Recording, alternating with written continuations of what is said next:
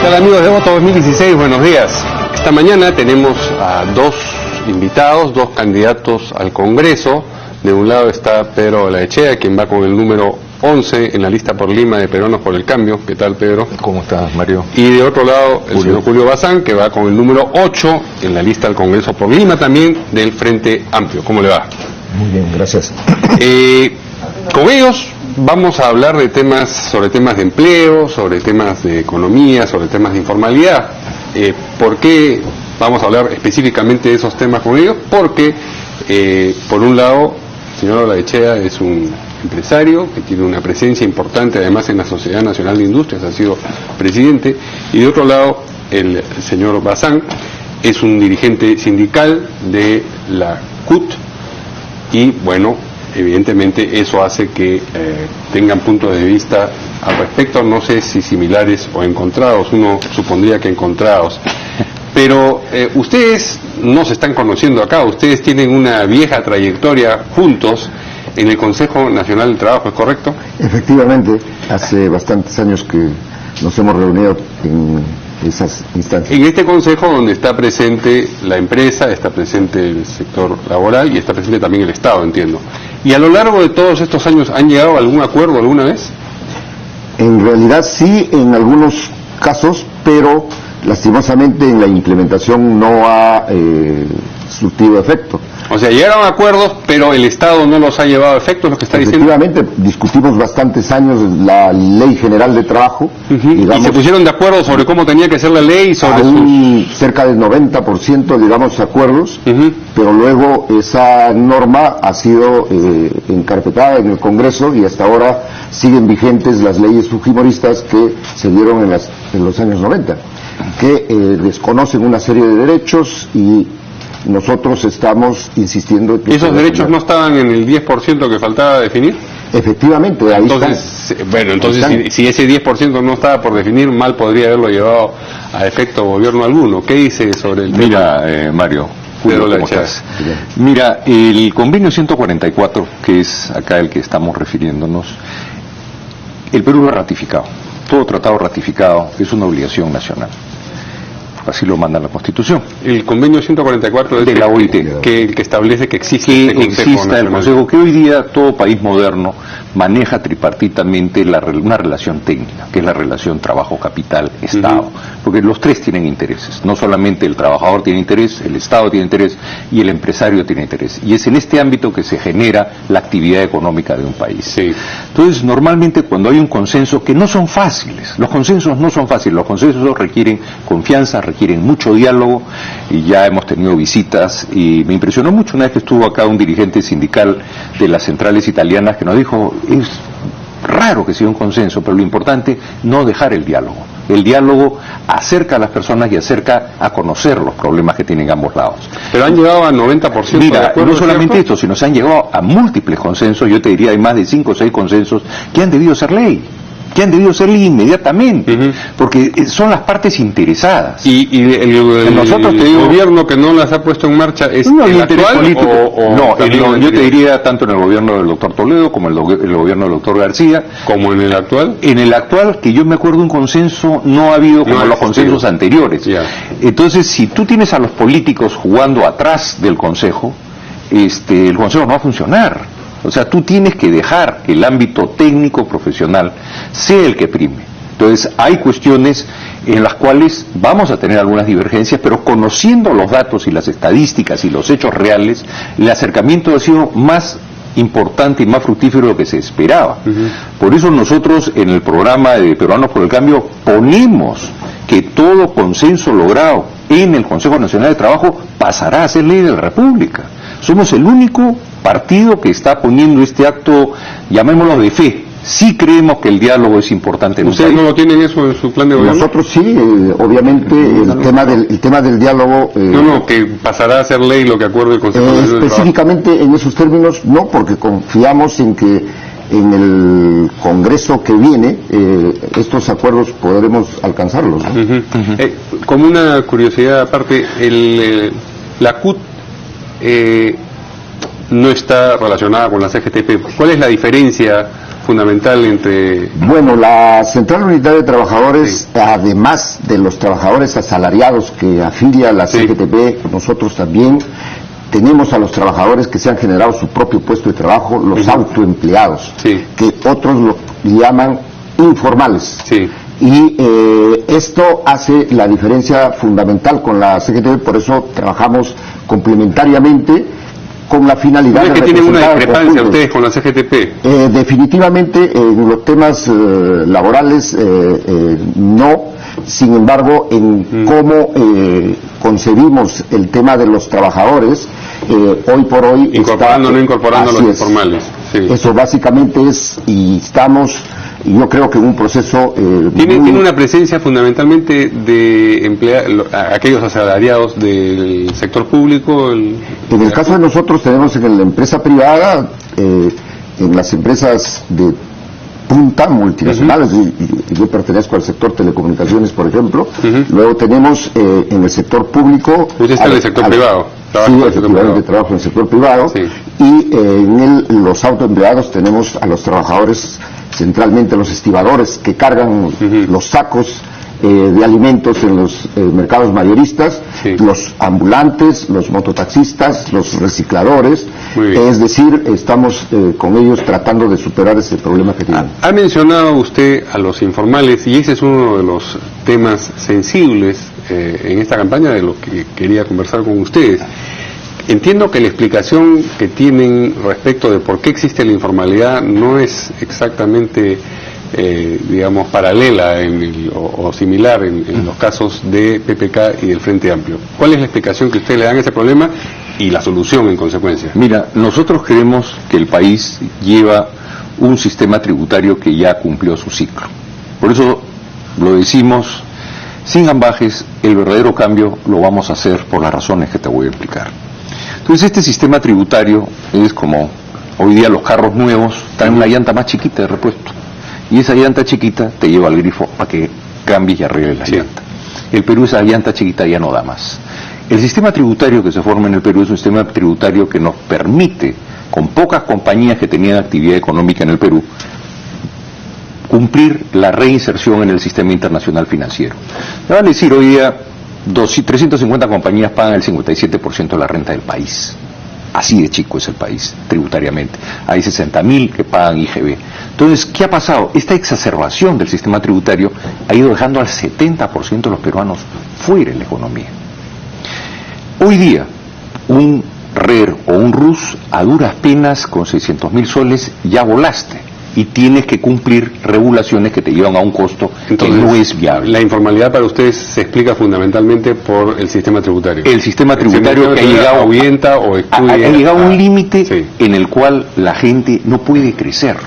Nosotros pensamos el impuesto de 2,5% de renta más el IGB hasta 2.800 UITs, que la gente pueda crecer y capitalizarse. El otro día estoy en un mercado de abastos. Y este mercado de abastos, una persona de 16 metros cuadrados, en Surquillo tenía una multa de 10.000 soles. O sea, estamos llegando a un paroxismo, a una situación en la cual el absurdo ya se está aparejando. La gente cuando está en los mercados de abasto, conforme tú vas bajando en los mercados de abasto, el problema de estiva es un horror, el problema de la carga es un horror, el problema del mantenimiento es un horror. Entonces tú no dejas que la gente se capitalice y crezca. Tú tienes hoy día proyectos, megaproyectos nacionales donde 13.000 millones de dólares por lo menos. ¿Y no participa de la noción que ustedes tienen de las causas de la informalidad los costos laborales? Porque digamos, cuando se trató de flexibilizar esto con la ley Pulpín, en un momento inicial Kuczynski se manifestó a favor y después cayó la nieve y dijo que no. Bueno, definitivamente una de las razones, desde que yo he entrado, le dije, olvídate, eso debió ir al Consejo Nacional de Trabajo y de ahí a la Comisión de Formación Laboral. Ahí, conjuntamente con los sindicatos y el Estado, se hubiese estudiado la solución que se quería, pero no una imposición que no era interpretada y no era leída desde el principio. Eso fue un error. O sea, eso para ustedes no es un problema. No es un problema. Lo que sí, Mario, es importante notar que el 59% 99% de los sobrecostos laborales, muchos ni siquiera benefician al trabajador, como la ley esta de la seguridad y salud en el empleo, que ni siquiera se hace. Pero eso no es causa de informalidad. Eso también es causa de informalidad. Eso es lo que le estaba preguntando. No, eso también es causa de informalidad, sí. Definitivamente los sobrecostos laborales, pero hay que averiguar cuáles. ¿Ya? Sí, ¿cómo se explican ustedes el problema de la informalidad y qué solución?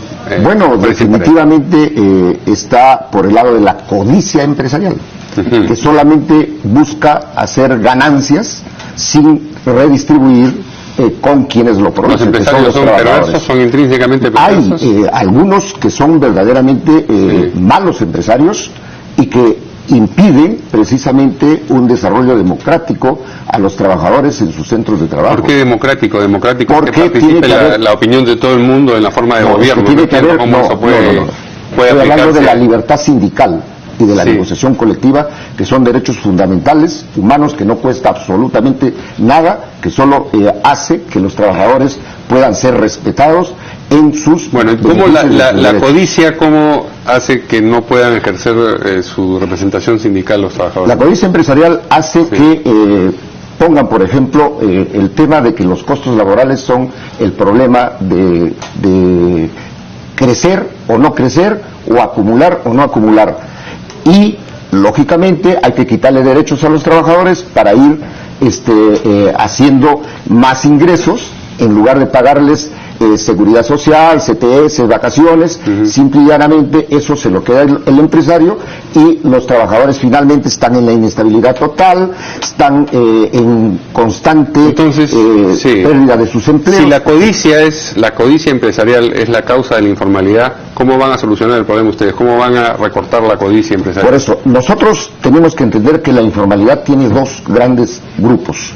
Un primer grupo que está en la precariedad laboral en las grandes empresas, las empresas formales, que requieren, que son 3 millones de trabajadores que están en esa informalidad y que requiere fiscalización, intervención del Estado para que esa codicia sea realmente moderada.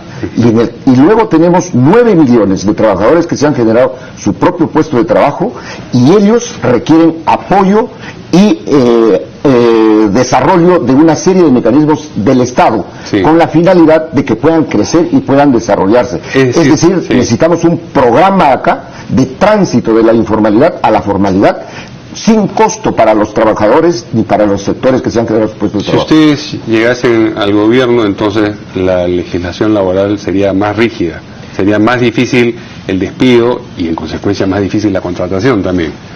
No, el despido tiene sus formas de implementar en la medida que llegar ustedes al poder, las incrementarían, es decir, darían más rígida nuevamente. No. Nosotros lo que consideramos es que debe haber, por ejemplo, contratación temporal según la naturaleza de las actividades que se realizan. No vamos a permitir la desnaturalización de los contratos como ahora se hace. 3 de cada 4 trabajadores en este país están con contratos desnaturalizados, con la finalidad de tenerlos permanentemente al acecho y los trabajadores no puedan desarrollarse. En el tema del despido, evidentemente las causas estarán ahí y siempre las han estado. Lo que pasa es que hay estos mecanismos perversos de no tener contratos a tiempo indeterminado para que haya de esa manera la defensa de los derechos. Muy bien, le hemos visto levantar las cejas a señor Olaechea, cosa que se nota además prominentemente en su caso, de manera que no hay que estar de acuerdo con todo. Mira, yo creo que las cifras mismas del tamaño de las empresas peruanas lo dice todo. Yo creo que al final del día en el sector privado el 1.7% del empleo está sindicalizado. Lo que pasa es que no hay más empresas para sindicalizar. La verdad es que el Perú sufre de un raquitismo empresarial terrible. Los costos y sobrecostos laborales, por ejemplo la CTS de la que tanto se habla. La CTS es un tema que nosotros lo vamos a cambiar por el seguro de desempleo. El seguro de desempleo, tú al final del día alguien se va de tu compañía o lo despides, el seguro paga. Una persona que comienza a despedir mucha gente le va a subir la tasa. Eso es una cuestión aparte. Pero muchos de los sobrecostos han sido generados por la legislación justamente de Fujimori. Y justamente son esa legislación la que genera los sobrecostos que hoy día el Perú, por cada trabajador que tú contratas, tienes que pagar 59 centavos más por cada dólar o sol que le pagues. Eso hace que el Perú sea el país más caro de empleo. La legislación laboral en cuanto a flexibilidad o inflexibilidad, como dice bien Julio César, ese es tema de ver las condiciones del despido nulo, el despido causado y el despido incausado. El despido causado no está bien regulado, el despido incausado tampoco, es lo que falta en la Ley General de Trabajo. Pero ese tema, al final del día, cuando vamos a cifras, ¿cómo vas a redistribuir cuando no hay que redistribuir? ¿Quién recibe toda la plata del Perú? ¿Quién paga todos los impuestos que recibe el Estado? ¿Quién los paga? Son las empresas y las personas las que terminan pagando. El Estado no está funcionando de acuerdo a lo que es su rol redistribuidor. Entonces, hoy día lo que tenemos que hacer es darle a los empresarios que están saliendo adelante y que no pueden salir adelante las herramientas para que ellos se capitalicen y salgan adelante y puedan comenzar a contratar formalmente. ¿Compartes la definición o la preocupación en el sentido de que es la codicia de los empresarios lo que causa la informalidad? Mira, yo no sé qué cosa lleva a un empresario a manejarse si no es el rédito a su capital. El afán de lucro. Más que afán de lucro, el rédito. O sea, tú tienes que generar rentabilidad. ¿Por qué? Porque si no eres rentable, va a haber otro que te va a sacar del camino. O sea, el lucro es una forma caricaturizada de lo que significa la empresa con el rendimiento. Porque el capital va a ir a donde hay rendimiento. No va a ir a donde no hay rendimiento. Tú no vas a poder levantar dinero para financiar ningún proyecto si tú no le das un rédito a ese capital. El capital siempre va a buscar el rédito, porque es la manera como se ha ordenado la economía mundial y cómo funcionan las cosas. Tú ves una compañía que no da dividendos, perfecto, ¿quién compra tus acciones? ¿Quién va a comprar tus acciones? Si tú no puedes comprar tus acciones, tú no puedes capacitar a tus trabajadores, tú no puedes conseguir tecnologías nuevas, tú no puedes mantenerte en competencia. Por eso, el refrán de un hombre que ha escrito, ya van como en la 10ª edición, Bill Graham, que fue el profesor de este señor Warren Buffett, al final de día, compañía que no da dividendos no existe. Entonces tú no vas a poder conseguir los dineros para innovar, para pagar mejor, para capacitar. Es toda una rueda que tiene un norte seguro, que es el retorno al capital. Entonces, por ahí no encuentro todavía un segundo sistema que haya funcionado. ¿Qué dices, todo eso está perfecto, pero eso no se puede hacer a costa de los trabajadores, a costa de pagarles un sueldo irrisorio, a costa de privarles de su seguridad en el empleo. ¿Cómo puede ser que se diga que el tema de seguridad y salud en el trabajo no importa cuando en realidad está de por medio la vida del trabajador? Cuando en realidad el empresario tiene la obligación de prestar todos los elementos de seguridad. ¿Cómo vamos a pensar en este país que no es un problema de sobrecostos laborales, que es un problema de sobrecostos laborales, cuando empresas multinacionales lo que hacen es fraccionarse y dividirse, tercerizarse, para que vía terceros contraten mano de obra barata y puedan llevar adelante una serie de actividades afectando directamente a los trabajadores?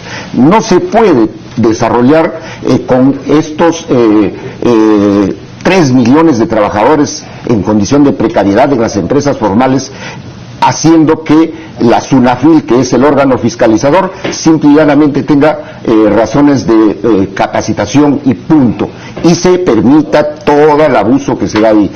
Tampoco podemos nosotros pensar en un desarrollo del país si nosotros dejamos abandonados a la micro, pequeña empresa, dejamos abandonados a a las unidades productivas, que son inversión también, inversión privada, dicho sea de paso, que son pequeñísimas ciertamente, y la verdad que la diferencia entre las grandes inversiones y estas pequeñas inversiones es enorme. Este país, esos sectores no tienen acceso a ninguna facilidad.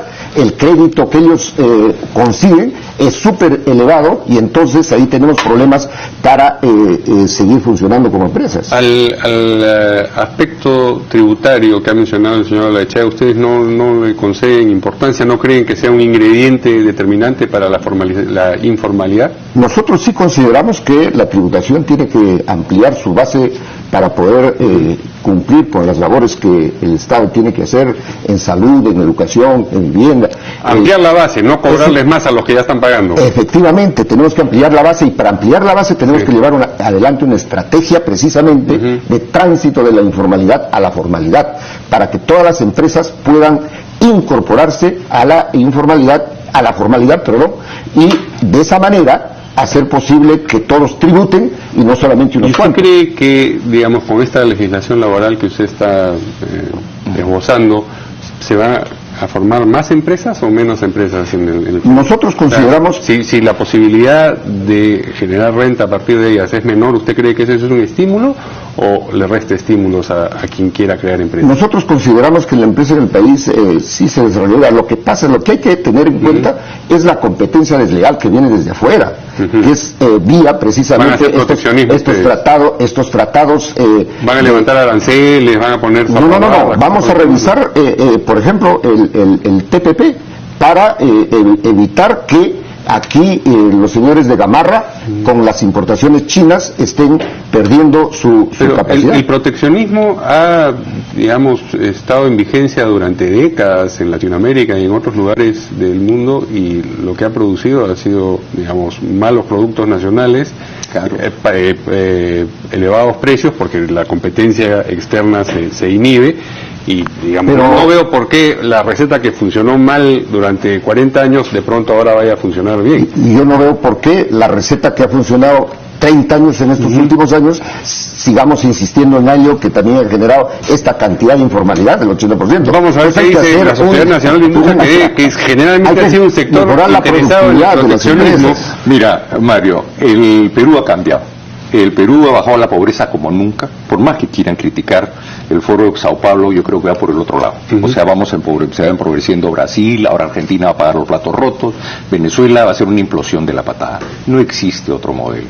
Acá en el Perú lo que no ha habido es las ganas de dar el paso adelante. La ley general de la ley de seguridad y salud en el trabajo es el convenio 129 de la OIT, y dice que tiene que ser corresponsable estudiar y que no genere costos. Ha generado costos, solo le ha generado responsabilidad a los empresarios, hasta penal, porque no ha resuelto ningún problema. La seguridad social, cuando tuve el placer de estar con los compañeros de Talara, los sindicalistas de Talara, al final, cuando se presentó la ley, la gran discusión es, señor, por lo menos hagan bien el seguro social, que ni siquiera eso lo pueden hacer bien. Poner más leyes que son un canto a la bandera no sirven para nada, porque no tienen un efecto concreto. Mucho más efecto tenía tener un seguro contra terceros a favor de cualquier persona que se pudiera accidentar, y los procesos que lleva la compañía de seguros. Una compañía de seguros, cuando va a una empresa, mira qué riesgo tiene. A la compañía de seguros no le interesa pagar accidentes. Entonces, tú no tienes bien habilitado tu sistema de seguridad, no te van a dar el seguro, y ahí se acabó el problema. Y no estás generando unos sobrecostos que nadie entiende a dónde van. Y eso los mismos trabajadores me lo dicen. Los trabajadores lo que quisieran es ir a la seguridad social y que te atiendan bien. No te atienden bien. Entonces, ¿de qué te sirve una ley encima? Entonces hay que poner las cosas de su debida dimensión. Este convenio del Perú ni siquiera lo ha firmado, ni siquiera se han utilizado los protocolos de la OIT, y no sabemos quién es el que se está beneficiando de esta jarabe. Porque no se está beneficiando a los trabajadores. Porque los trabajadores, como te digo, si tú tienes un seguro en el cual viene una compañía de seguros y dice, señor, acá hay riesgo, acá hay riesgo, acá hay riesgo, y si no resuelve los riesgos, yo no le doy la cobertura, porque no soy timbero. Yo voy a darle el seguro por un acto de Dios que pudiera suceder, pero yo no voy a trabajar mientras que los cables estén pelados, mientras que el trabajador se pueda caer al piso, y eso sería una milésima el costo de lo que está haciendo hoy día. Igualmente, si nosotros comenzamos a sumar los costos, como te digo, la CTS, bueno, se debe al ingeniero Fujimori. Ese programa del ingeniero Fujimori está mal diseñado. Ahí debería haber un seguro de despido o un seguro de desempleo. Entonces el trabajador, una empresa que se dedica a despedir gente, la compañía de seguros le va a subir la tasa. Ese señor va a tener que tener más cuidado, y vamos a dejar un modelo. ¿Y esto ya lo han conversado en el Consejo Nacional del Trabajo? Esta es una conversación interesante. Interesante. Todo lo que pasa es que cuando he leído el programa, ellos lo que quieren es que es un programa de empleo, el de la pequeña empresa. Dejémonos de dar empleo a través de la pequeña empresa y dejemos que la gente crezca en sus negocios. Los peruanos tienen la capacidad de crear, de ser innovadores, de salir adelante. Tú vas a San Juan del Urigancho, tú vas a muchos de los lugares que hace 15, 20 años eran lugares que los llamaban las barriadas de esteras y todo lo demás. Hoy día son ciudades pujantes, con industrias, con desarrollo, con comercio. Es gente que lo que necesita es que los dejen crecer. No puede ser que una persona en un mercado de 17, en su puesto de 17 metros cuadrados, termine con una multa de 10.000 soles. Eso tiene que parar. ¿Qué le parece? Ahí evidentemente está la diferencia. Mientras que nosotros ponemos en el centro el interés de las personas, de la sociedad y de la patria, los señores más bien ponen el énfasis en la ganancia, la utilidad y el crecimiento de la empresa. y de la gran empresa en otros sentidos. Desde los gremios empresariales precisamente han venido llevando todos estos años a los gobiernos a implementar este tipo de políticas. Por eso existe todo lo que aquí se ha señalado. Existe informalidad, existe mala atención en la salud, la seguridad social está prácticamente destrozada. ¿Y por qué? Por darle favores, por ejemplo, a las AFPs para que ellos hagan negocios y puedan de esa manera, con el tema de la seguridad social en pensiones, hacer verdaderamente escarnio con los dineros, los recursos de los trabajadores que depositamos mensualmente y ellos ganan y nosotros perdemos. ¿Qué escarnio es el que hacen con ese dinero, perdón? Porque simplemente obligan a pagar una cuota y encima a pagarle a esas administradoras que la verdad en todos estos años han demostrado que no hacen absolutamente nada para que el fondo de los aportantes pueda crecer y de verdad pueda tener un futuro adecuado. Eso está demostrado y la verdad es que el Congreso, por ejemplo, ahora tiene encarpetada una propuesta de la devolución del 95% y ahí necesitamos intervenir para se nos ha terminado el tiempo. Yo les agradezco. Evidentemente hay mucho tema, mucha tela por cortar en este aspecto sencillamente de los planes de gobierno. Ojalá podamos tener una ocasión de seguir conversando de esto aquí en el programa Voto 2016. Muchas gracias a nuestros dos invitados. Gracias, Mario. Gracias, Julio Mario. Bazán, de Frente Amplio, y Pedro Laechea, de Peruanos por el Cambio. Muy bien, nos vemos mañana aquí en Voto 2016. Buenos días.